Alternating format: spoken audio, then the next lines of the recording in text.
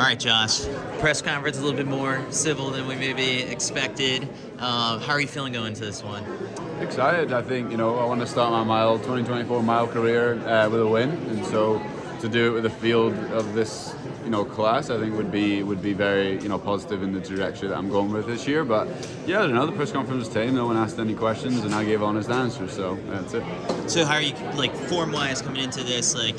You're very selective when it comes to racing. What made you choose to show up to this race? Yeah, I think the minimal travel helped a little bit as well. I'm trying to keep the travel down a little bit just because we're going to be traveling all over the place, kind of closer to the Olympics, after the Olympics. So that helped. And then I knew that it's really important to go up against guys that are off the caliber you're going to be racing against at the Olympics, just to keep sharp. But I haven't missed days, and that's my biggest thing, is don't miss days, and the performances come consistently at that point. So I'm excited. I think there's going to be many guys in this field that can go after the win, and I'm looking at all of them and trying to see what I can do to try and make my chances go up higher.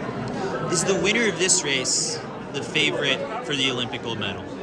I think everyone's different. Everyone's going to have an opinion. Obviously, the media all have their own opinions. But for me, it's like, if I can be better than I was last year, I'm going to be the favorite, in my own mind. So, I wasn't great coming out the blocks last year, but progress is what I'm looking for. And for me, that will be winning these big time races and, try and get my first Diamond League win.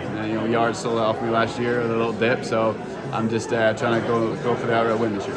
What are you expecting? Obviously, so there's a pace setter. Yeah. So, I don't know, the request might be no faster than 151.5, right? Through the 800. How does it play out right now, I guess, kind of as you're envisioning things? I think all the records are negative splits really for big records. So I think, that's why, that's how I ran that 2 mile. If I'm trying to go after a British record, it's probably going to be a negative split.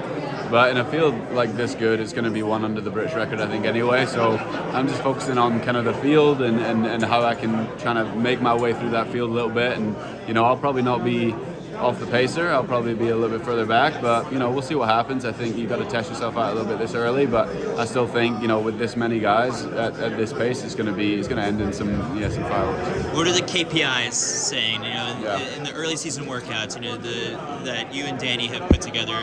If you layered it over last year, better, faster? Way faster. Yeah, way better. I think we just found a model that works. For me, if I don't miss days, I'm going to be better than I was before. And, we have not missed days in about, 2 and a bit years. So that's what I'm here for, is just progress. That's what gets me up and gets me out. And progress means winning races and big races. So the KPIs have been good. And we had a couple of KPI workouts in the last month or so. And we're finding some progress. There's no 13:35Ks in me right now, so that's good. So, I remember in Budapest, we kind of psychoanalyzed some of the things you picked up in the semifinal from Jakob, and even just sort of listening back to some of the press conference responses that he had in the very beginning of it.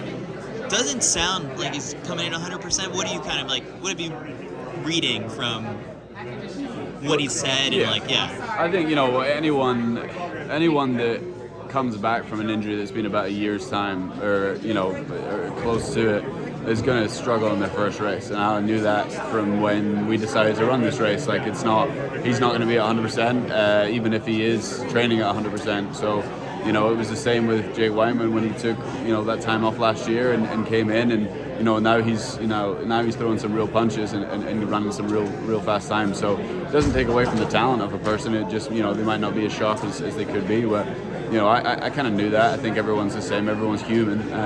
He's not a robot, so I kind of understood that would be part of it. And I think anyone can analyze from those answers he was given that he's not trying to put too much pressure on this race.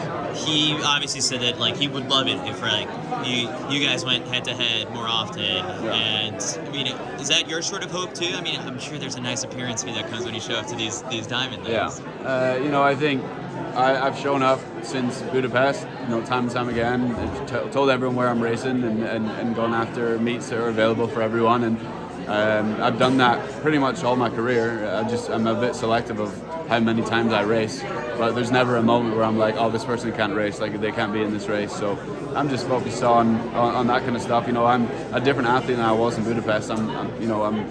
I've experienced that. I know what it's like to win a world championships. I know what it's like to win a world championships at home, and I think I'm coming in with a whole different level of experience this year.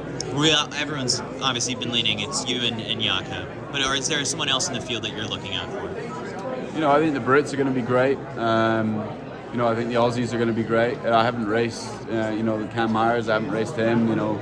We have multiple world champions from the last, 2 years in there, and I think across the board, Cole looks great. I think we have guys in there that are fantastic. But again, if I run the race plan that I think I can, I should be going for the win. So yeah, I'm focused on myself a little bit. I appreciate it, Josh. Thank you.